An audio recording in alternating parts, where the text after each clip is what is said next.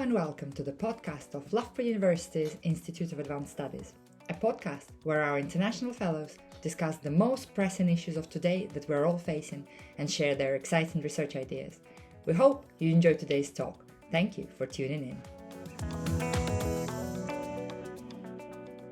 Morning everyone, we'll make a start. So thanks to those in the room and those that are joining us online. So this event is something that Amelia, Carr and I have discussed for a little while now.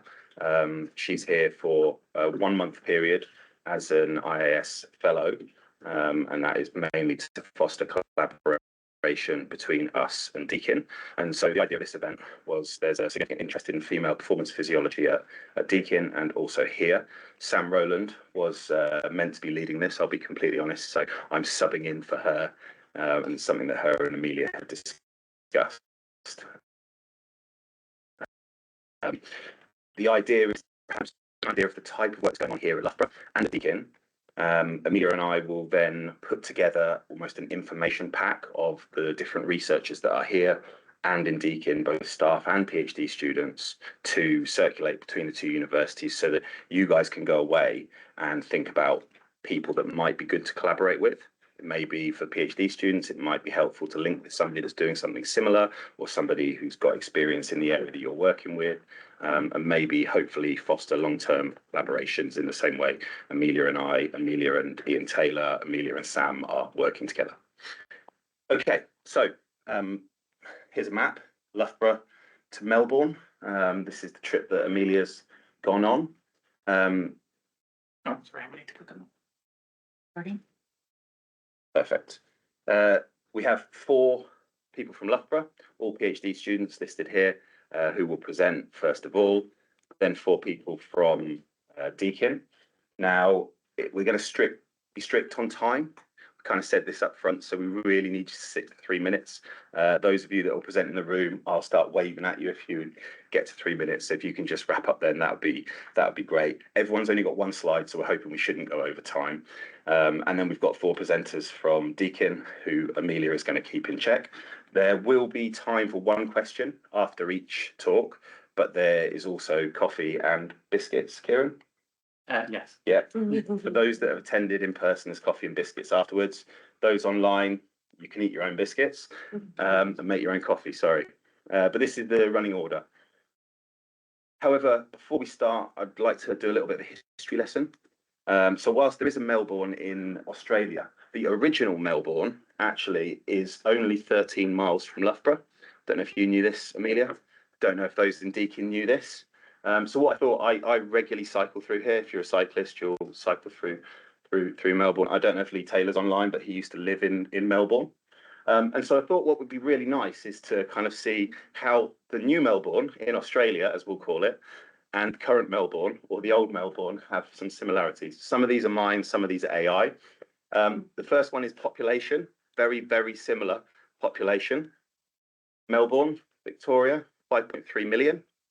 Melbourne, Derbyshire, 5,000.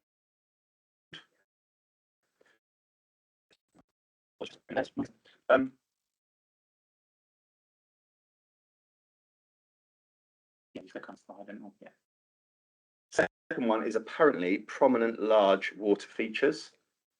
This is Melbourne, Australia, beautiful bayfront. You can see yachts here, the skyline of the kind of main city there, beaches. And this is Melbourne, Derbyshire. And you can tell they have this is AI, this one wasn't me. Apparently this is a similarity between the two. You can tell by the size of the yachts being the same as the size of the duck on the right hand side that the scale is about the same.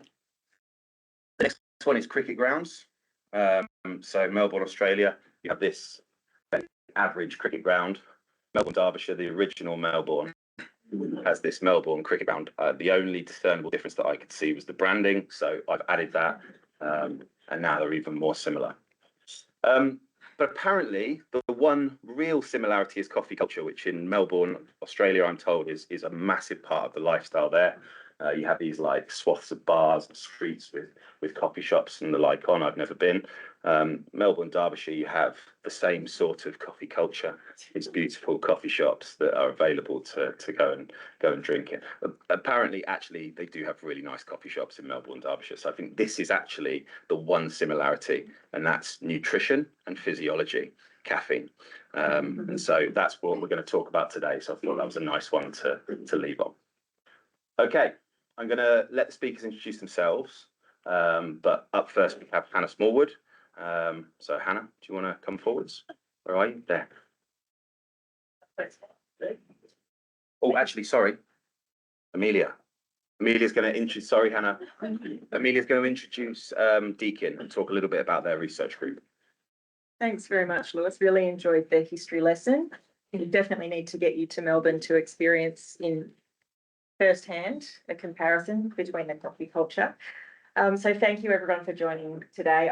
I'm partway through my IAS visit and I've had the most fantastic time so far due to the amazing support from IAS, but also this ability and opportunity to meet like-minded researchers and PhD students and academics. It's been really amazing. So the reason that we've set up today, the way that we have, as was said, is to expand that opportunity for those at Deakin and at Loughborough. So to briefly introduce, everybody who's presenting today from Deakin is part of our School of Exercise and Nutrition Sciences and also our Female Physiology and Performance Initiative. So this is a group of people open to anyone across our school who's interested in female-specific research to advance work in physiology and performance in sport and exercise and occupational contexts, and also to produce research outputs and outcomes that can be beneficial to women and girls. So that's our mission, and we're looking forward to sharing some of our research, but now I'll hand over to the Loughborough presenters and looking forward to hearing more about your research. Now, Hannah. So I thought it would be quite nice if a question that is after each of the Loughborough presenters comes from Deakin, and likewise when the Deakin presenters present, the question that's specifically asked them comes from Loughborough. So we're going to manage that online, right? So yeah. Right, over to you, Hannah. Is it just the middle one? No. Right hand one. Yeah, I think that makes sense. Hi, okay, my name is Hannah and this is the first study of my PhD, and I'm looking at exercise performance, gut comfort and gut function when exercising in heat in women. So gastrointestinal symptoms are really common in athletes from a recreational to an elite level. Up to 70% of athletes suffer from them. They can be really minor symptoms such as flatulence or belching, but it can be detrimental to performance, for example, vomiting, diarrhea, nausea. And anecdotally, it appears that women are suffering from these more frequently and more severely than men. We don't quite know why. We also know that heat really drives gastrointestinal dysfunction. So we're essentially looking at whether endogenous and or exogenous female sex hormones is driving the disruption to the gut and causing these symptoms. This is really important because people are exercising the heat more and we've got egg coming up. So maybe for the Aussies it would be okay, but I think for the Brits it might struggle. So our aim is to have 30 participants. A half are going to be menstrually cycling, having a menstrual cycle, and the other half are going to have the oral contraceptive pill. We're currently on around 9 of the menstrual cycle and 6 of the OCP. They're all young, fit, healthy, and have a running background. So it consists of 3 visits to the lab. The first is a preliminary trial, so just maximal, submaximal testing alongside familiarization in the heat.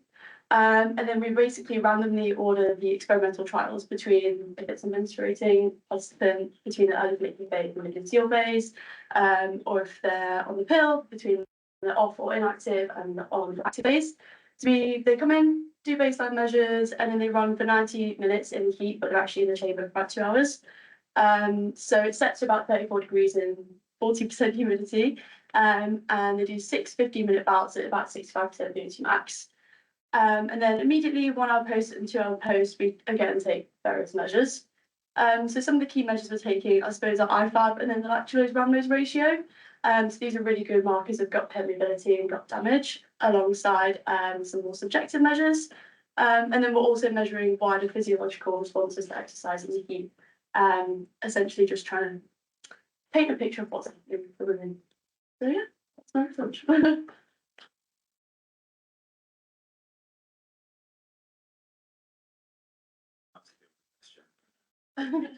Excellent timing as well, Hannah. Oh, Yeah, great. Do we have any questions from Deakin for Hannah? You can just unmute your microphone if you've got a question. Tell me to raise a hand and I'll unmute them. But Okay, yeah.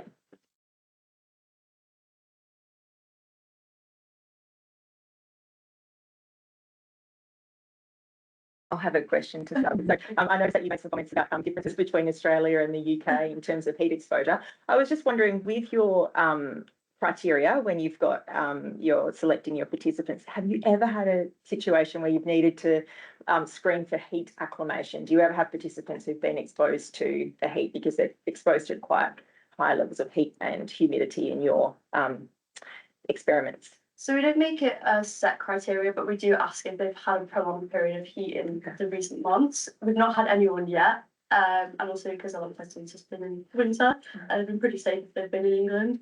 But yeah, we've not had anyone yet. Okay. Had that heat exposure. Thank you. I think it's time for our next presenter. Thank you so much. Chloe Knight.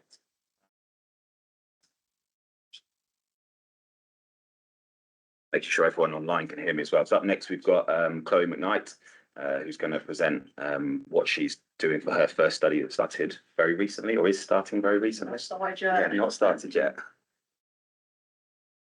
Okay, hi everyone. If you don't know me, I'm Chloe. I'm a postgrad teaching assistant and part-time doctoral researcher here at Loughborough. The presentation is going to be a brief overview of my PhD topic, and then the plan for study one of data collection will begin in a few weeks' time. So exercise-induced muscle damage, or EIMD, it doesn't have a definitive definition, but it typically refers to the signs and symptoms that can manifest in muscle in the days following a novel or strenuous exercise. Eccentric exercise typically causes the most damage due to the fact that the muscle is consistently contracting when lengthening, which increases the mechanical strain on fibres. Precise etiology isn't well known, but it is believed to occur in a biphasic manner. So the exercise itself causes primary muscle damage, and then the subsequent inflammatory response causes secondary muscle damage. The image on the screen shows the histological changes at a fibre level. So damage is evidenced in the extracellular matrix, the membrane, and the sarcomeres. This can be assessed both directly through looking at muscle fibre necrosis, or more commonly indirectly. So looking at neuromuscular function, blood markers, urine markers, and subjective scales. Estrogen is believed to have a potentially protective effect against muscle damage due to its antioxidant structure and properties. This causes an increase in membrane stability and a reduced inflammatory response. There's strong evidence for this in animal models and cell culture models, but the evidence in humans is a lot more contradictory. This is largely due to the variety of methodologies employed, the lack of broad spectrum markers that are assessed within the same population group, and the multitude of hormonal environments that women can experience due to increased contraceptive types. Most studies tend to look at sex-based differences rather than estrogen. So my thesis aims to determine if there are any differences in exercise-induced muscle damage recovery due to these different estrogen concentrations. The way study one will do this is following a familiarisation. A damage and exercise protocol will be employed, and then indirect markers will be assessed pre, immediately post, 24, 48, and 72 hours post-damage to fully encompass the recovery. This will be done using independent groups, so contraceptive users will represent our chronically low estrogen group, and natural menstruators tested just prior to ovulation will represent high estrogen. These groups have been chosen as we believe it represents both ends of the estrogen spectrum and also minimises the chance of the repeated bout effect having an impact if we were to do a repeated measures design. Studies in users and non-users of muscle damage have been done before, but we aim to improve on the current research based on 3 key ways.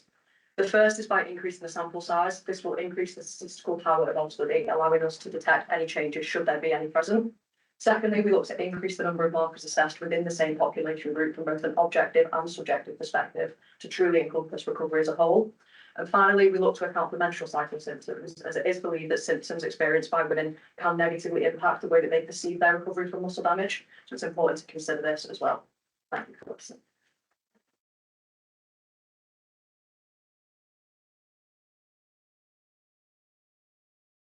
Thanks so much, Chloe. Any questions from Deakin?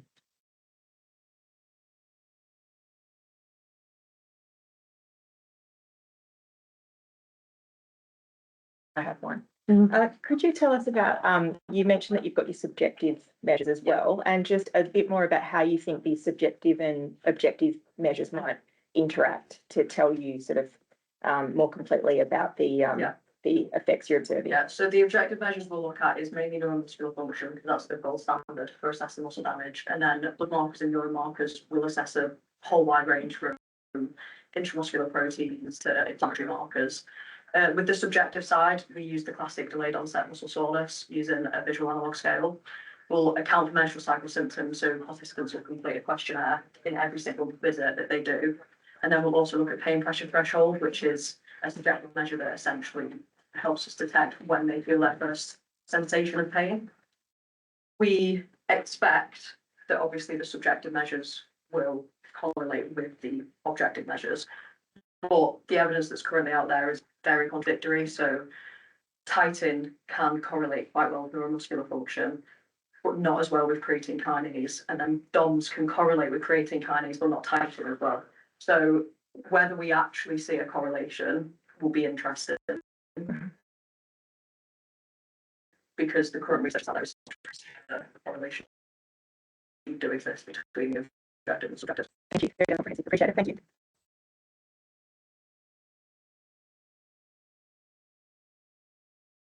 Next slide. Up next.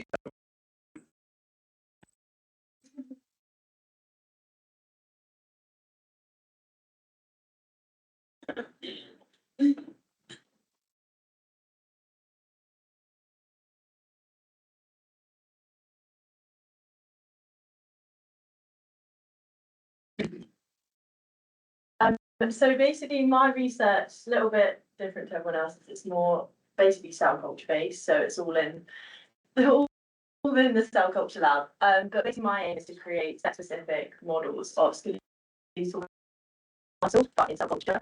So obviously we all are probably very aware of the big differences between female and male muscle on a physiological scale, in terms of metabolism, protein expression. Here are a few of the differences. Obviously, we know there are is that particularly in preclinical testing, most models are male-only cells, or they'll just use animal cells. So essentially, there's a big gap where we're not testing on female-specific muscle models. So this is essentially what I'm aiming to do, particularly as a lot of females we seem to see more adverse effects after when enter clinical trialing. So this kind of highlights why it's essential that I build this kind of female-specific model. So obviously the main aim is to create this female-specific muscle model, but also for use of testing as a form for potentially looking at things that we can't necessarily model in vivo. So pregnancy, we don't necessarily want to put a pregnant person into a heat chamber. It's quite a kind of horrible environment for that. So potentially we can look at using cell models for that. Things like injury responses in females versus males, extreme nutrition deficits, that kind of thing, as well as transgender thing. So the way that I'm this is via switching serum between males and females, looking at how the morphology of muscle may change based off this. Also dosing with hormones, specifically seeing whether a lot of these skeletal muscle differences are driven by hormones themselves or by biological sex. So a lot of my experimentation will look at swapping these hormones between male and female muscle, looking at the perfect dose, try to create female and male skeletal muscle models. And then the final step is basically to validate this against female and male whole muscle samples and single fibers. So a lot of my analysis is very fluorescent based. So looking at muscle morphology and how female and male muscle again is different and how I can replicate this in culture. Looking at basically these are typed fibers, so these are type 2 fibers, type 1 fibers, and seeing how these again differ between male and females. And whether the protein analysis I take from this whole muscle is then replicated in the muscle models that I can create in culture. So yeah, that's essentially my research.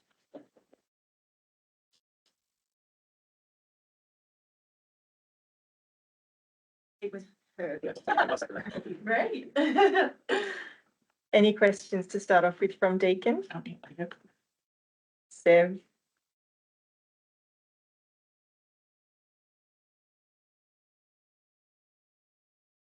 Yeah, so we've got a question from Severine Lemon, who's one of our executive members for our Female Physiology and Performance Initiative.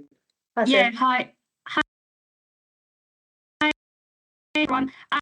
So my question is, it's not a question, and I hate saying that because, Amelia, I know what you think about people making comments rather than questions. But this week, we've actually published a large-scale transcriptomic analysis of human skeletal muscle primary cell lines, comparing 30 cell lines with the phenotype of the primary donors, whether they're male, female, young, or old. And I think you might be interested in the results. It's been on PubMed for a whole 48 hours. And basically, it does completely validate your hypothesis that phenotype is mostly lost in culture for 99.9% of the genes that we've examined using high throughput RNA sequencing. And there's a few other results that you might be interested in. So if you want to talk about it, get in touch with me. Yeah, that's it. Thank you so much, Seb. And we've got time for one more from Andrew, who's Andrew Bertic is also part of our executive for Female Physiology and Performance. Hi, Andrew. Hi, on the back of Severine's comment there, I was just wondering, so, and let's assume I know nothing, which isn't too far from the truth, but when you can manipulate in cell culture, say the hormones or the types of hormones and all the derivatives of the hormones, but how do you get the balance between the hormones and the receptors? And can you get I guess, can you play around with let's say a male phenotype fiber and also modify it to have levels of receptors similar in a female fiber, and kind of play around with that? Just curious. Yeah. Just So curiosity. Yeah, so that's something we're actually looking at as well, is estrogen receptors and androgen receptors. So firstly, figuring out the baseline levels of those, and then whether they are differentially altered when you dose male cells with estrogen or whether you dose female cells with estrogen. So that's one of my kind of like chapters of my PhD. We'll also be looking at receptor stuff related to like hormone dosing at baseline and after dosing, basically. So yeah, not sure yet. Awesome. Good luck. Thanks, Andrew. So we'll move on to our next presenter. Thanks so much, Emily.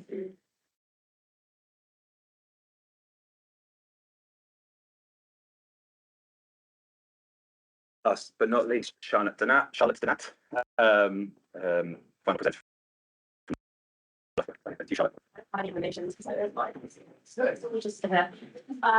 So my study is a little bit different because it's kind of like clinical trials. So as we know, as we get older, things like cardiovascular function are seen to decrease, exercise capacity decreases, and there's more risk of kind of metabolic dysfunction. So basically, I'm looking at the effect of a supplement called cardiosesperidin, which is derived from Spanish sweet oranges. So my study population is specifically older adults, so 50 to 70-year-olds is the criteria, but I've tried to prioritise over 60s. So basically, I've got pretty much an even number of men and women, and they come in several times over the course of the study because it's a double-blinded crossover design. So they come in for familiarization, and then it's testing at baseline, which is week 0. After 8 weeks of supplementation with either the supplement or the placebo, a 4-week washout, and then whichever one they weren't on first. It's also good because it means even if the supplement doesn't do anything, we hope it does because there's been kind of findings in preclinical models and some human clinical trials. It means we've also got a good amount of baseline data on how these measures vary in postmenopausal women and men. So basically the visits are kind of 2 days. So in the first day, it's more of kind of the exercise day. So it's body composition measures, using the isokinetic dynamometer for muscle force testing and a ramp test on the bike.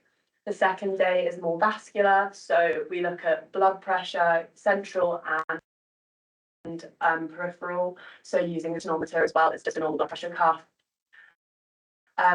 FMD, which is the best indirect way to measure the health of the brachial artery, is our kind of major measure of vascular function. And then we take a blood sample and do a muscle biopsy, which with freezing some of it, we'll later analyse for various biomarkers.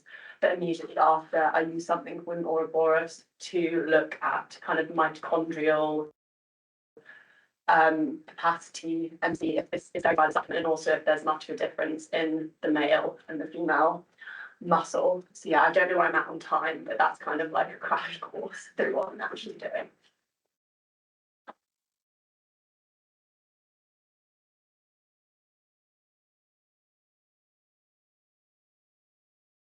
Okay, questions for Deakin, for Charlotte?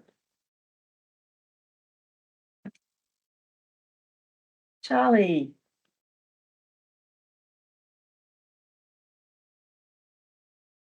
Hi, Charlie.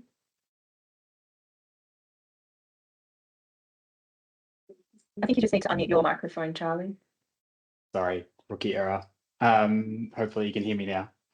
Thanks, Charlotte. That's really interesting. This might be obvious.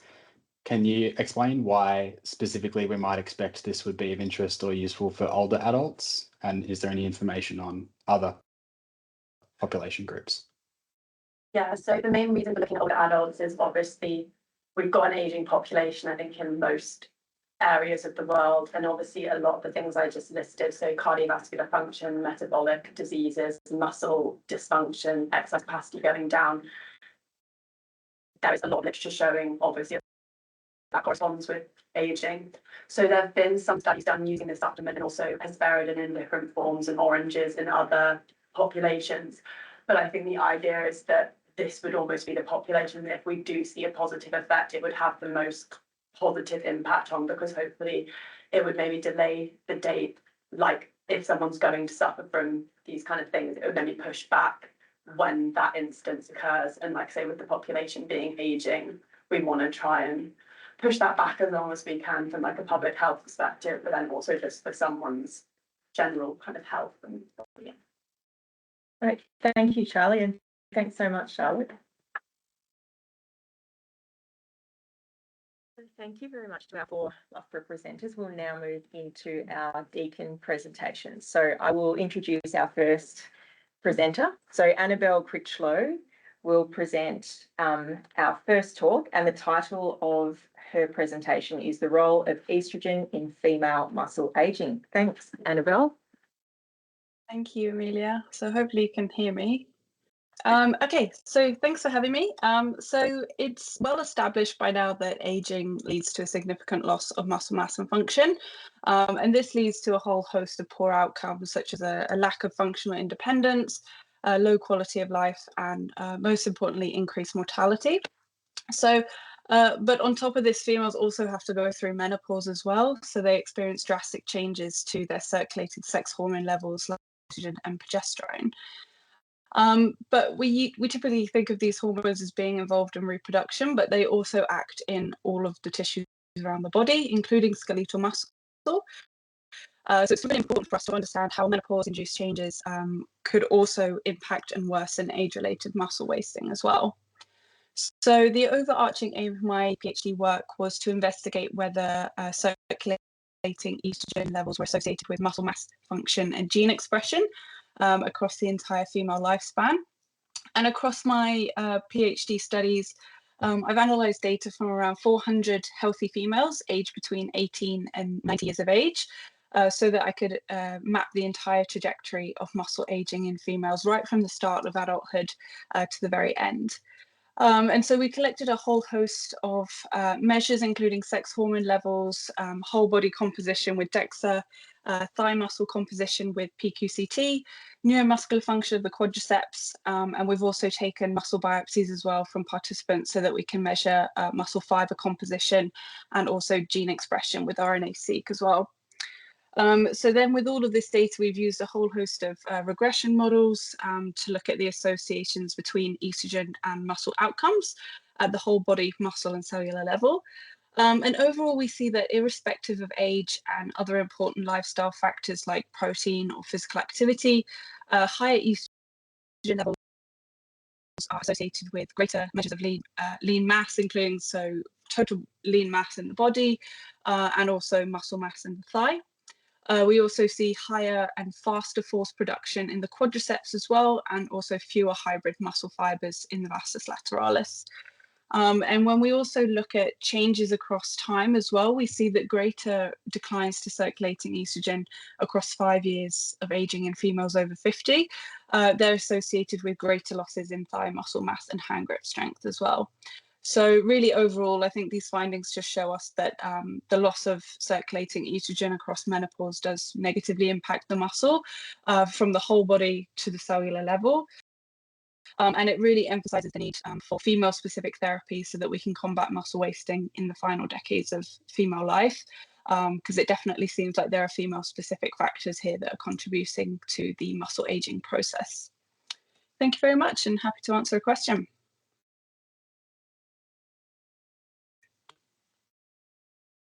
Thanks, Annabelle. Great presentation, great timing, and I almost hadn't realised we'd switched to the Deakin presenters with your accent there.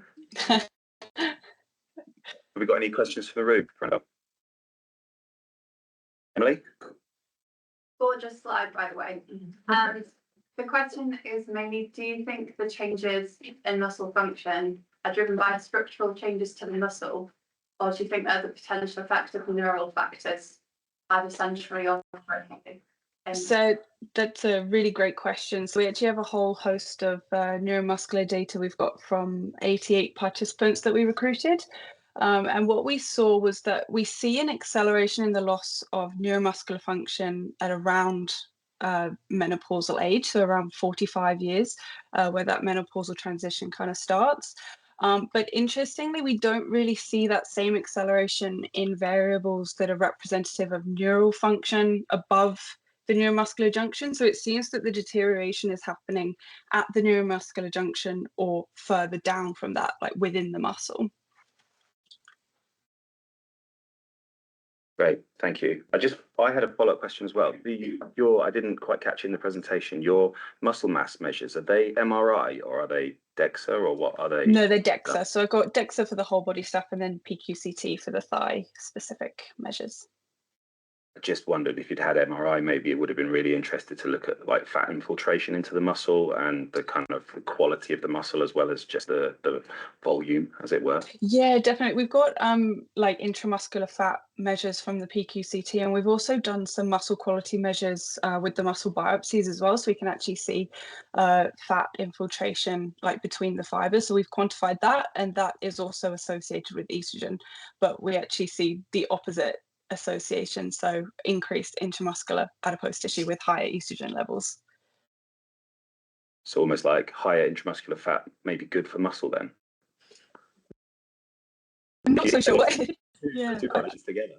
Yeah, I'm not sure. I mean, because also fat also can produce estrogen as well, so it could be not quite sure which direction the relationship is happening here. So fascinating. Thank you very much. Thanks.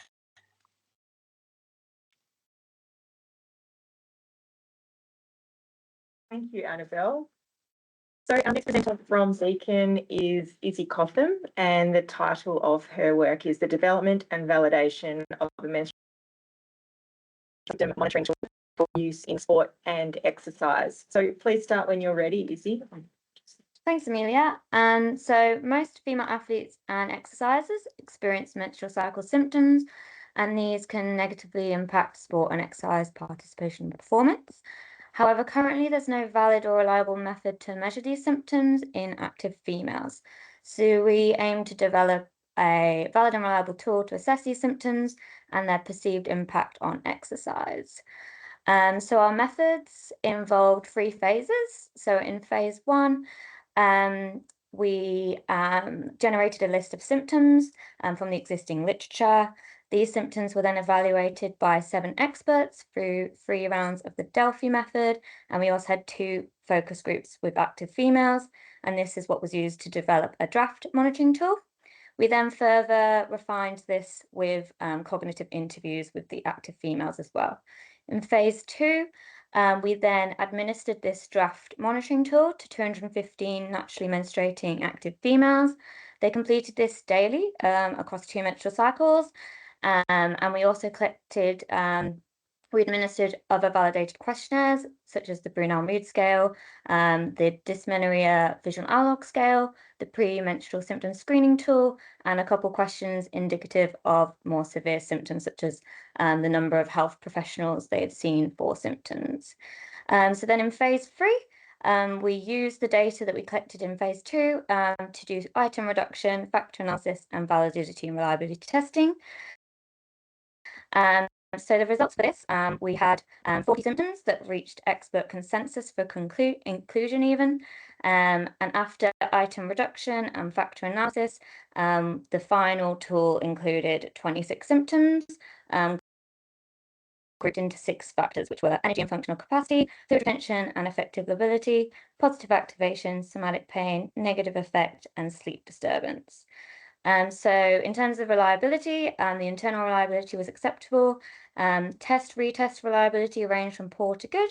However, we expect this given the natural fluctuations in symptoms across cycle to cycle, and was shown to be valid with higher scores in participants with moderate to severe dysmenorrhea or PMS compared to those with mild or no symptoms. And the tool also correlated significantly with the Brunel Mood Scale and the indicators of more severe symptoms. So in terms of the implications, it's the first validated and reliable tool that's been developed to assess symptoms for active females. And this can be used to identify symptoms and understand their impact on exercise, as well as evaluate strategies aimed to reduce symptoms in active females.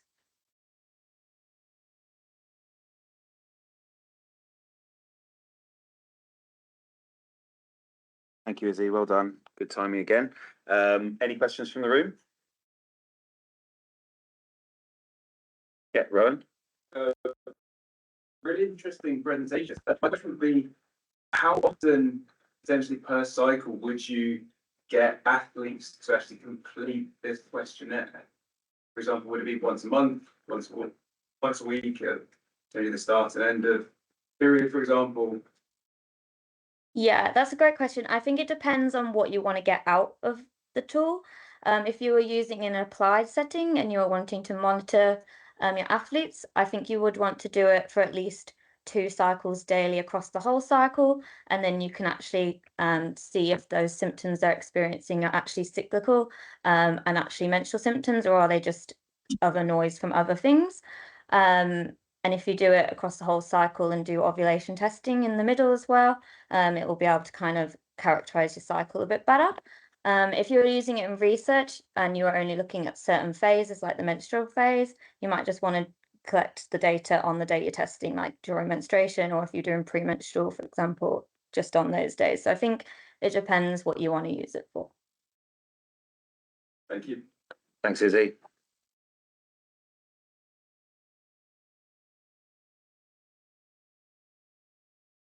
Thank you, Izzy. So I'm now pleased to introduce our next Deakin presenter. So Jeremy Drake is going to present on the effect of exercising skeletal muscle secretions on breast cancer cells. So please start when you're ready, Jeremy. Thanks, Amelia. So I'm going to present some pilot data from a study that we ran last year, which is a bit more tangentially related to your sports science. We're looking at exercise and its role in cancer care because there's a growing body of evidence that it's emerging as a powerful tool, not only to improve patient well-being, but also to directly modulate the tumour biology. And the underlying mechanism, which seems to always propose to be linking exercise with its benefits in cancer, is the production of myokines, which are secreted factors that are being released from skeletal muscle when it contracts. So when you exercise, the muscle contracts and it releases these myokines. We were focused on one specific myokine called oncostatin M, which was identified back in the 1980s, but has since been characterized as being released from muscle. So it's a myokine. And there are some interesting studies that have come out, one showing that when you add this myokine to breast cancers grown in culture, it reduces the proliferation rate. A rat model of exercise, which was published in 2024, showed that exercise was beneficial in slowing cancer growth and reducing cancer size and prolonging the rat survival. But when you blocked this activity of oncostatin M, all of the benefits of exercise were lost.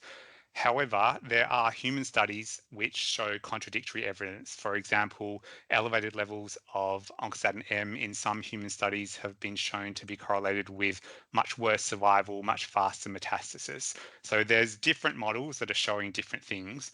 And in our model, what we did was we got people to exercise on a bike for 60 minutes at 70% of their VO2, and we took some blood before and after this exercise bout. We looked at the amount of oncostatin M that was in their blood, and interestingly, a lot of the people didn't actually have detectable levels of oncostatin M, but when we could detect it, it was significantly elevated after exercise, which mimics what was seen in that rodent model that was published back in 2024. When we added this blood from our participants directly to breast cancer cells that we were culturing, there was a significant reduction in the proliferation rate using the post-exercise blood after 4 days or 96 hours. But in contrast to that, when we spiked the cultures with pure oncostatin M, 1 nanogram per microliter, that resulted in a significant increase in proliferation rate of the cancer cells. So some of the key takeaways from what we've found so far are that the oncostatin M levels significantly elevate after exercise, but this is variable and highly individual to the participant. And when we add that oncostatin M directly into the breast cancer cell cultures, it elevates or significantly upregulates their proliferation. So what we're doing from here is looking at the mechanism involved, the underlying cause of these changes through proteomics. So if this has piqued your interest, please get in touch. Amelia can put you in touch with me. Thanks.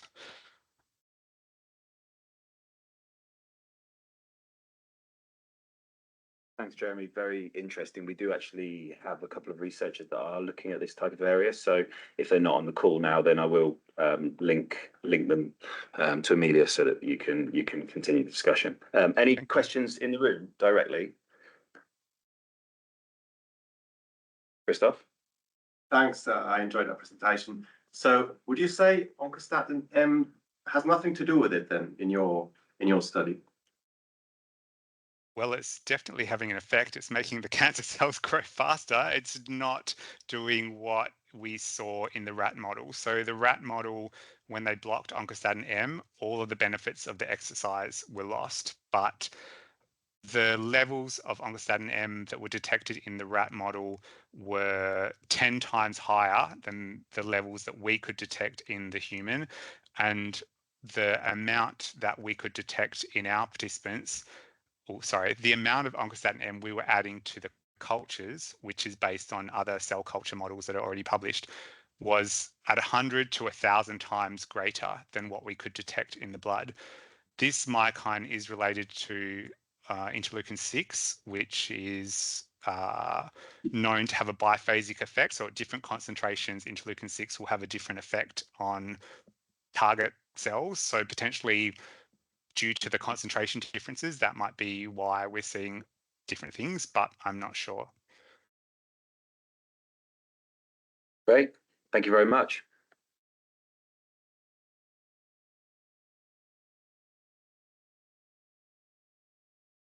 And I'd now like to introduce our final presenter from Deakin.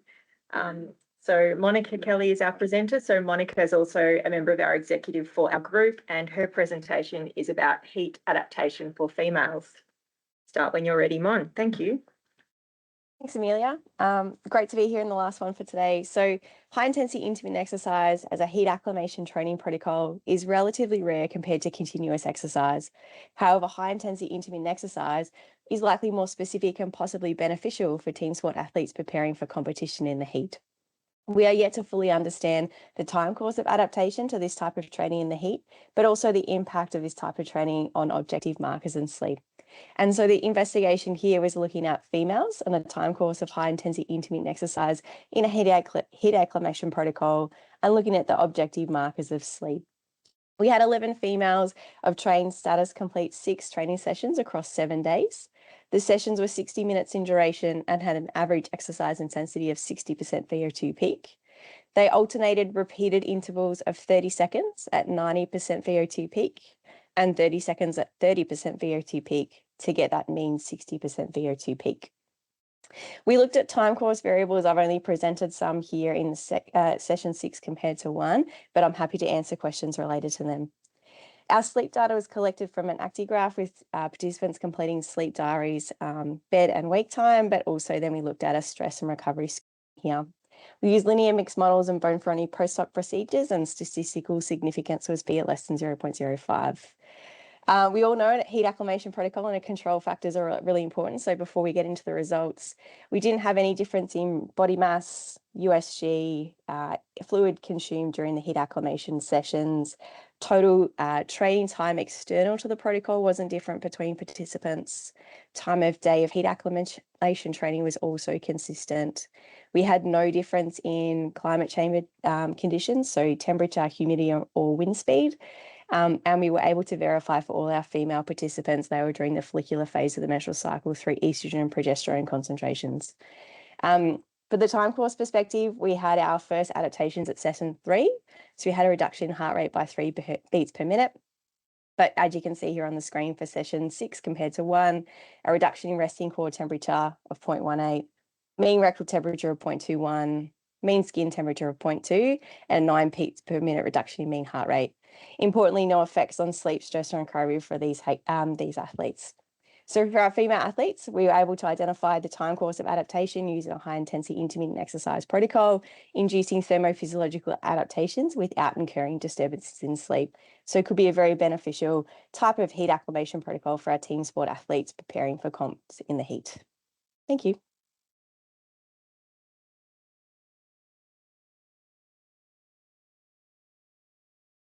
Thanks, Monica.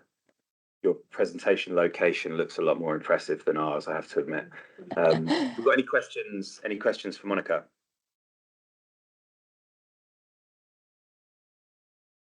I'll do one to start then.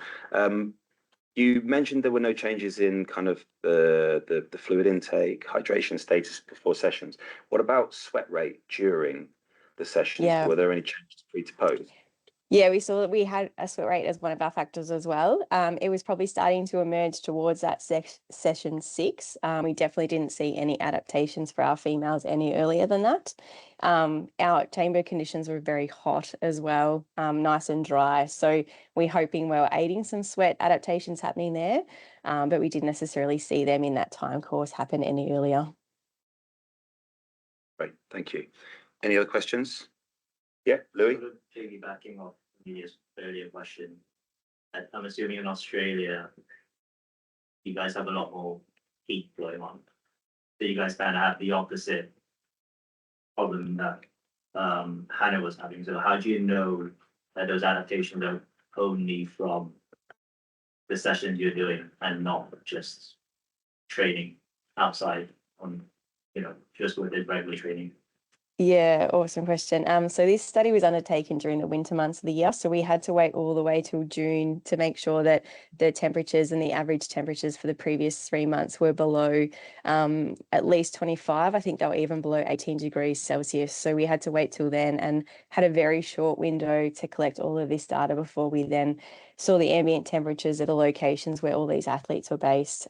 We're starting to trend towards where you'd possibly get adaptations just from natural environments. So maybe challenging to do adaptation research in Australia because you have such a small window, but we did ensure that prior heat acclimatization status wasn't there as well as sauna exposure.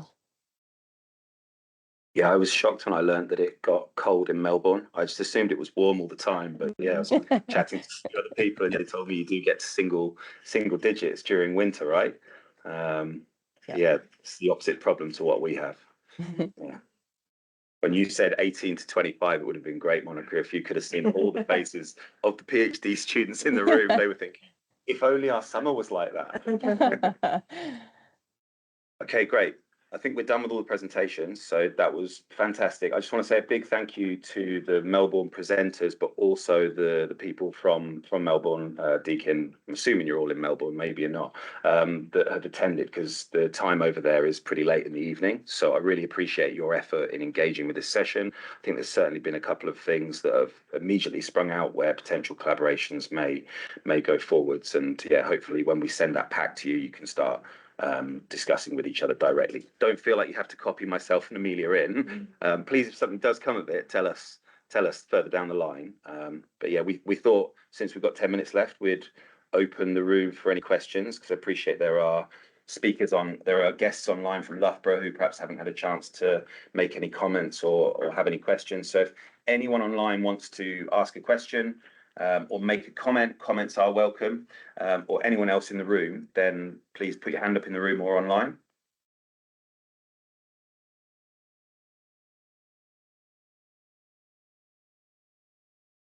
On the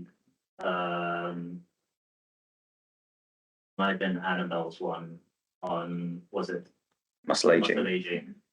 So what are your key female specific intervention to combat muscle aging? Sorry, Did you hear that? Here, no. Repeat it. Yeah, so Louis, who's one of our PhD students, asked, what are your female specific strategies to combat muscle aging that you kind of alluded to? Maybe we need to develop these. What are your thoughts on that? Asking for my mum. Yeah. He's asking for his mum. So I think really we can think in a couple of different ways. I think firstly, we know that resistance training is really good to combat muscle wasting. That's kind of one of the therapies that is most effective in older adults. But what we see from our neuromuscular data, we see kind of this real acceleration in the loss of neuromuscular function around menopause. It might be that we need specific timing of resistance training, like really emphasize it around that specific age, and see whether that could offset that acceleration in the loss. But we need more research on that. We definitely don't know enough about when that timing could be most effective. The other thing as well is there have been lots of studies about HRT. So when we supplement with exogenous estrogen and progesterone, there is a lot of mixed literature at the moment about how effective that is on muscle mass and strength.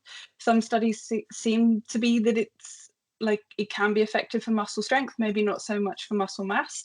But we definitely need more high quality literature with that, that's kind of more controlled on like how far after menopausal transition are we starting that treatment, how long is the duration of that treatment, and also how much is the dose as well. So yeah, a couple of ideas, but we definitely need a lot more kind of specific research to look at the exact strategies that could be helpful here. Thank you. Any other questions in the room or online?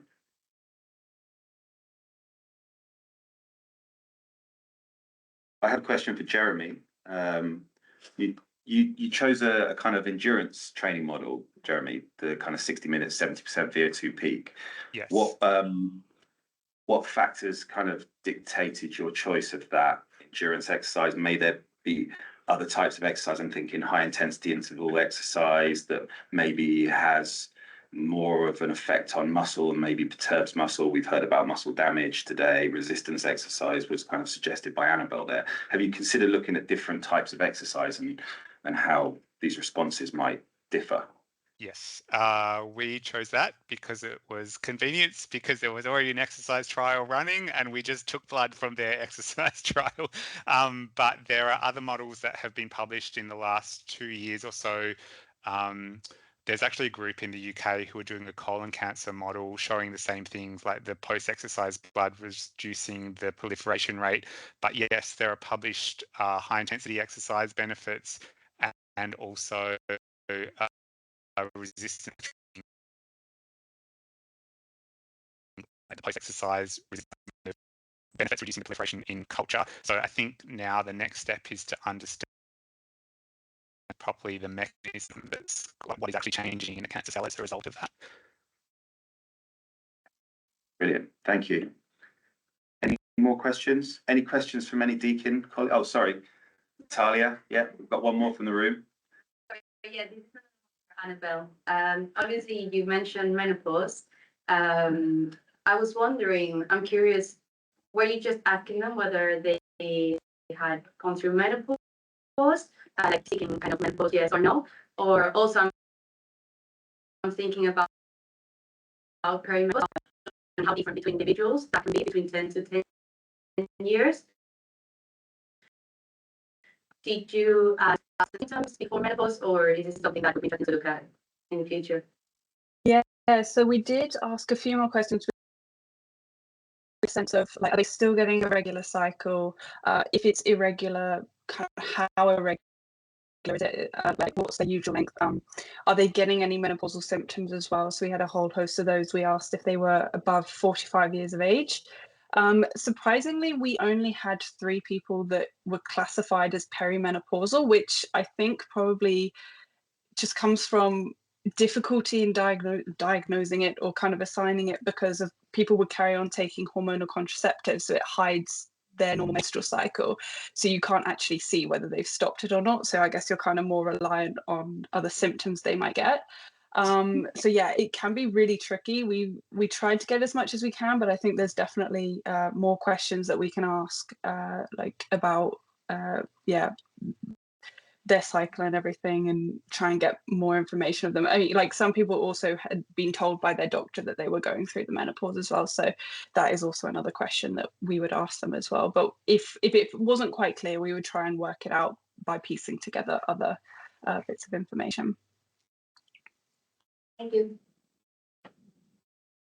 So I think we finished there. So again, thank you to everybody who's attended in person today, online. Attending at 8 p.m. Melbourne time is highly commendable. So thank you to everybody who's done that from Australia. Thanks again to the IAS, Kieran and his team, for hosting today. Next Wednesday at 12, the IAS will also host another seminar where I'll provide some information about the work I've been doing here during my visit, my research program. So you're more than welcome to attend if that interests you. So thanks again to everybody. We hope this has been inspiring for you, and that you follow up with people that you've connected with, and that some great collaboration can come out of this.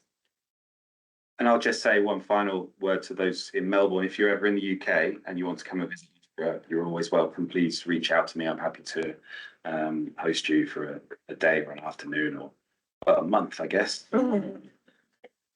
Evidently. Yeah. Yeah. Thank you very much.